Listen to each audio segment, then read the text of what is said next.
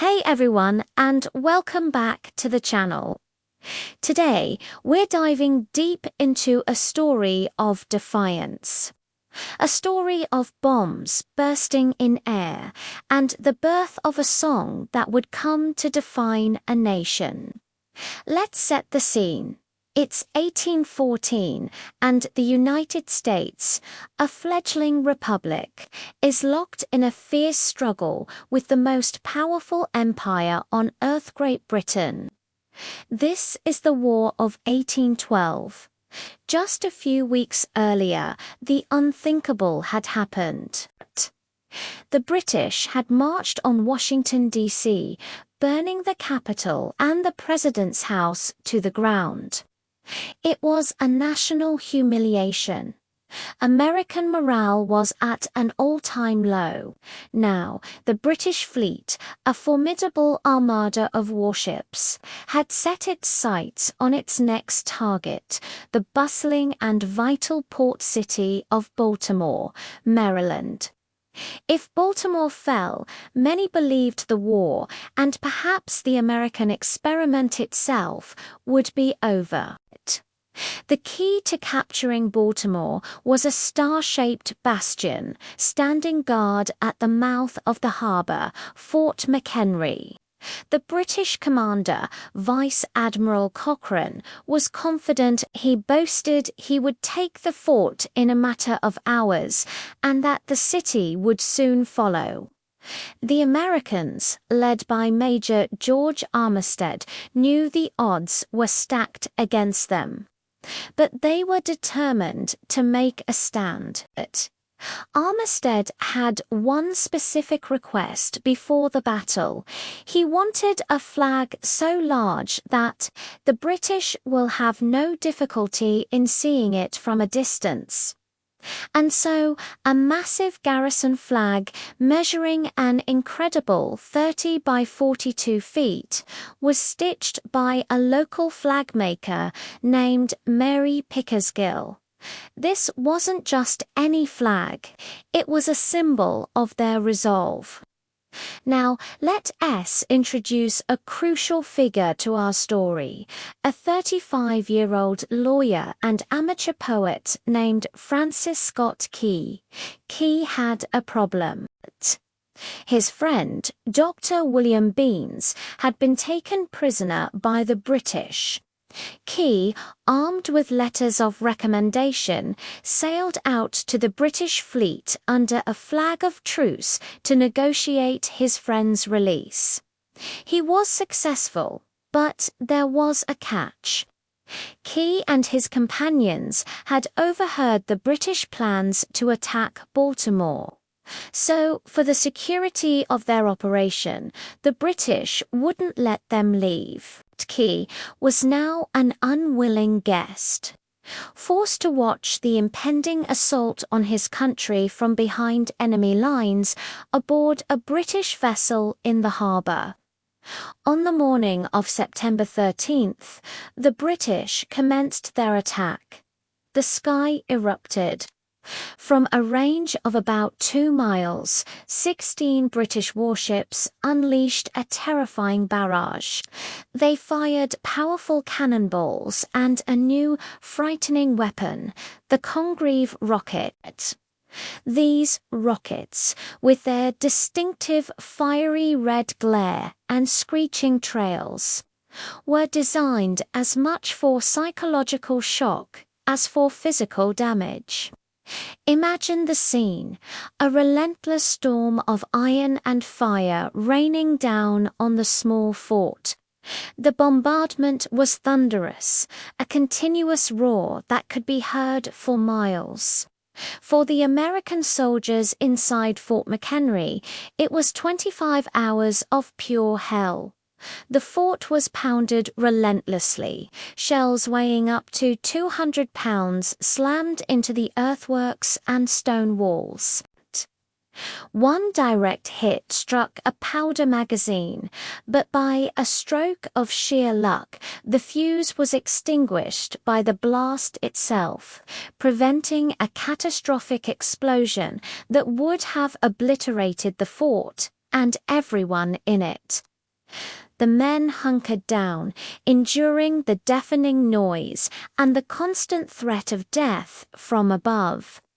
Their only job was to hold on, to keep the flag flying, and to pray they could withstand the storm. Meanwhile, miles away on that truce ship, Francis Scott Key could only watch and wait.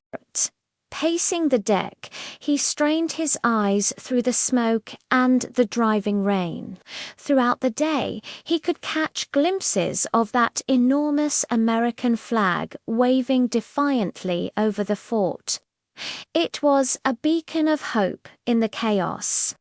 But as night fell, the visual confirmation was gone. The battle raged on into the darkness, the only light coming from the rockets' red glare and the bombs bursting in air, which momentarily illuminated the flag, confirming the fort had not yet surrendered. Key's anxiety must have been unbearable. Every explosion, every flash of light could have signaled the end. The bombardment continued through the night, a long, agonizing vigil. The British threw everything they had at Fort McHenry. But the Americans, though battered and exhausted, refused to break. They held their ground, manning their guns when they could, but mostly just enduring the onslaught. As the first light of dawn began to break on September 14th, a strange and eerie silence fell over the harbor. The cannons stopped. For Francis Scott Key, this was the moment of truth. The smoke was clearing, but a heavy morning mist hung over the water. He pulled out his spyglass, his heart pounding. Was the flag still there, or would he see the Union Jack flying over the rubble of Fort McHenry, signaling an American defeat? He peered desperately into the gloom, and then he saw it, tattered and torn from the battle. But still there, still waving proudly in the dawn's early light, was the Star-Spangled Banner. The fort had held. The British, having failed to subdue the fort and unable to pass its guns to attack the city, had given up. They were withdrawing. Overwhelmed with emotion relief, pride and patriotic fervor, Key was moved to write. He grabbed an unfinished letter from his pocket and on the back began to jot down the lines of a poem, capturing the intense experience he had just witnessed. He wrote of the terrifying night, the anxious wait, and the profound relief of seeing the flag at dawn. The words poured out of him, a testament to the resilience of the American spirit. When Key finally returned to Baltimore, his poem, initially titled Defense of Fort McHenry, was quickly printed on handbills and distributed throughout the city. The text was set to the tune of a popular British song called To Anacreon in Heaven, a melody Key already had in mind as he wrote it. The new song was an instant hit.